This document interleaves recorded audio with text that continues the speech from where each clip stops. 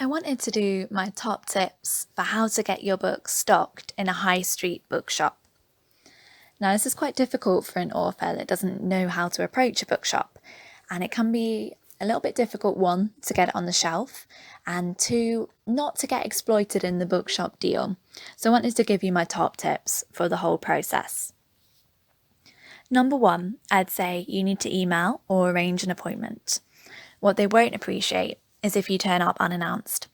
It's beneficial instead to email ahead and arrange a quick appointment with the appropriate buyer at a time that works with their shop diary. Then in that email, you'll want to put a quick synopsis of the book and a couple of lines about you. Now, for the sales details in this email, they will want to know how much your book retails for. I.e. the RRP might be $8.99, it might be $7.99, whatever it is. Include a professional invoice, which tells them who you are, what your address is, what percentage you're giving them, so what you're selling the book to for the bookshop. So that could be 30% of $8.99, it could be up to 55% depending on how generous you're happy to be. The formats, so paperback or hardback, and I'd always recommend that the book has a spine and that the title is printed on the spine, and so that there is a 13-digit barcode based on the ISBN printed on the back. And also you want to put your return info on that. So the most usual trade practice for independently published titles would be that the book is supplied on consignment terms, which means that the bookshop will pay for the stock once it has been sold, and can return unsold stock when it chooses. An alternative is sale or return, where the bookshop pays for the stock according to the payment terms of your invoice, but has the right to return unsold stock for a full refund. And what you want to bear in mind with that is that it could be return damaged, and you also want to start thinking about your payment terms. So that's the length of time a bookshop should have your books in stock for sale. So after this agreed length of time, if the book has not sold, it would be your responsibility to collect unsold stock. And if the book is not collected after 3 months, the bookseller can dispose of the stock as they see fit. So that's the payment terms. Then we want to look at what else you want to put in your email. So you want to look at sample pages. So give them a little bit of a flavour as to why they would enjoy your book and why their readers would enjoy your book.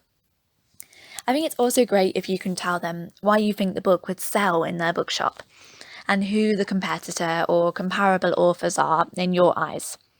You could also direct them to which section in which they should display the book. And my top tip would also be don't call them on a regular basis to check on sales, tempting as that might be. Also, don't forget to include a JPEG image of the cover and any local ties. So for example, is it set in the area of that bookshop?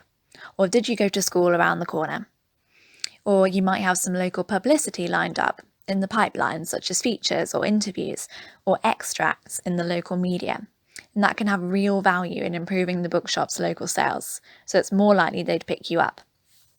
In terms of tips, I would pick your time of year quite carefully, and that is because the majority of new writers are launched in the beginning of the year. So if you release it too close to Christmas, your book might get lost on the shelves. And if you come in February or March, they might have the space to display your book, where it has a better chance of selling. Another thing is don't send them an Amazon link in your proposal. So of course, Amazon, you'll probably be selling your book through it. But most high street bookshops choose to have no commercial dealings with Amazon because of the perceived negative impact which they have on Britain's high street and physical bookshops. So think about how you might promote your book and direct people to the bookshop for sales instead of Amazon. It's really helpful if you do have an idea of a publicity plan for the book, then that will be really great for them to know and for you to outline. And the last thing I'd say is look at your supply. So make sure the book can be distributed through the National Trade Wholesalers.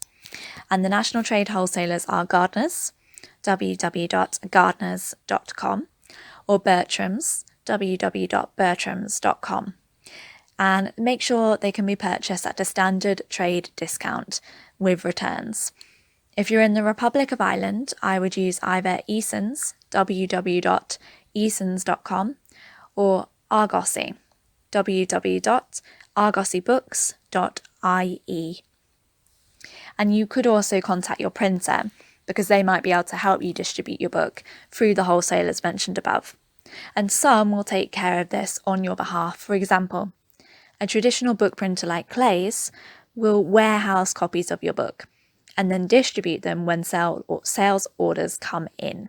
So while Ingram Spark or Lightning Source will print every copy to order and distribute them to retailers via the main wholesale routes, you may prefer someone like Clay's to warehouse copies of your books.